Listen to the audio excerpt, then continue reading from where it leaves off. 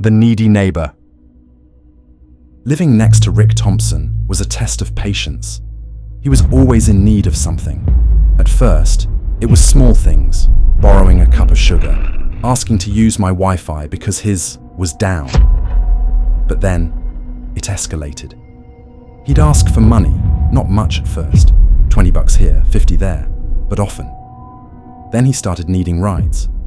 His car was in the shop for weeks on end, and he'd knock on my door at all hours, asking if I could take him to work, the grocery store, or the pharmacy. At first I helped. I've always considered myself a good neighbor, and Rick, though irritatingly needy, was polite enough. But over time, I started to avoid him. I stopped answering the door when he knocked and made excuses whenever he asked for something. It worked for a while. Rick seemed to get the message and moved on to bothering other neighbors. But one day, it all stopped. I didn't see Rick at all. No knocks at the door, no requests for rides, nothing. It was peaceful, almost too peaceful. Weeks went by, and still, no Rick.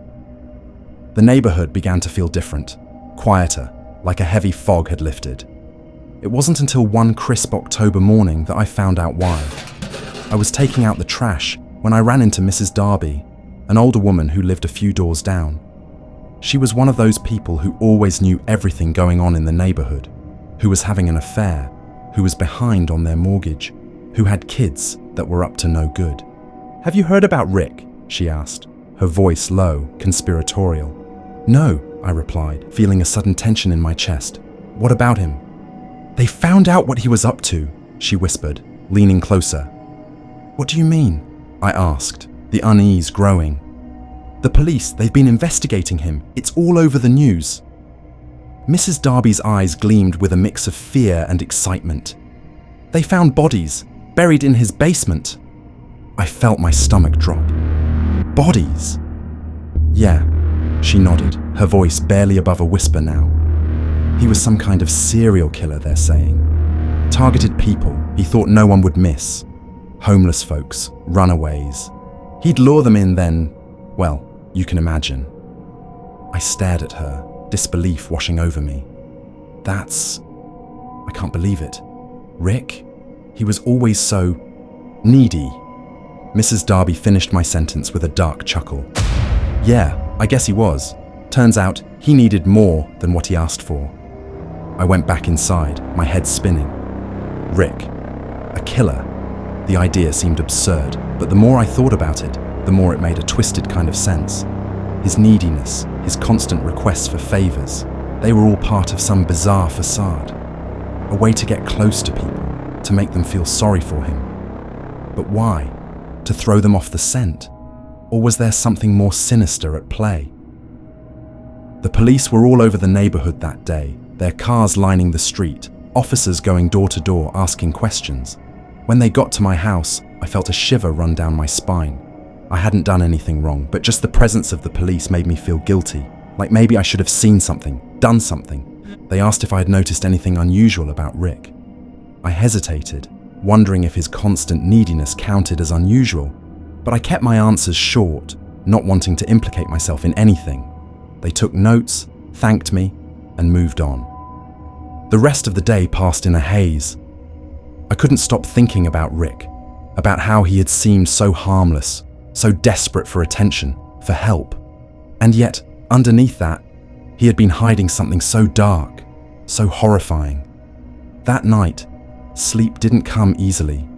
I tossed and turned, my mind replaying every interaction I'd ever had with Rick, every favor I'd done for him.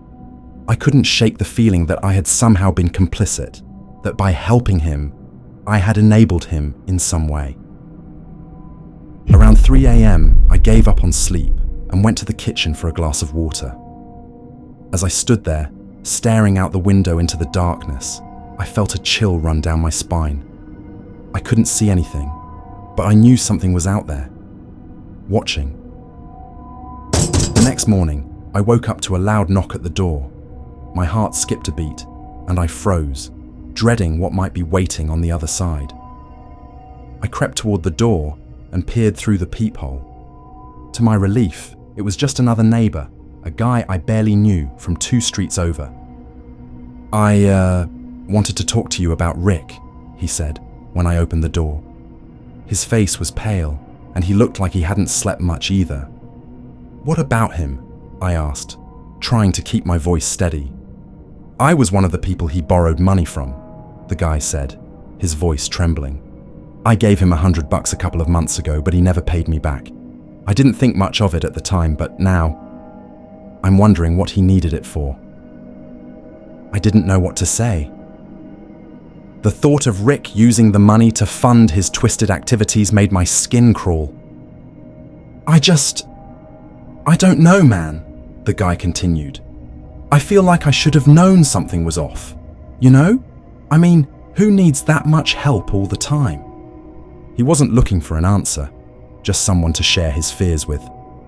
We stood there in silence for a moment, the weight of what had happened hanging heavy in the air. After he left, I tried to go about my day, but everything felt different. The world seemed darker, more threatening. Every little noise made me jump. Every shadow seemed to hide some lurking danger. A few days later, I saw Mrs. Darby again. She was walking her dog, a tiny yappy thing that barked at everything. They're saying there might be more victims, she said as soon as she saw me. People from out of town, drifters, folks no one would miss. The thought of how many people Rick might have hurt, might have killed, made me sick. In the following weeks, the neighborhood gradually returned to normal, but it wasn't the same. There was a heaviness to everything, a sense of loss, of fear. The house where Rick had lived remained empty, a stark reminder of the horror that had unfolded there. I found myself growing more paranoid, more distrustful of people.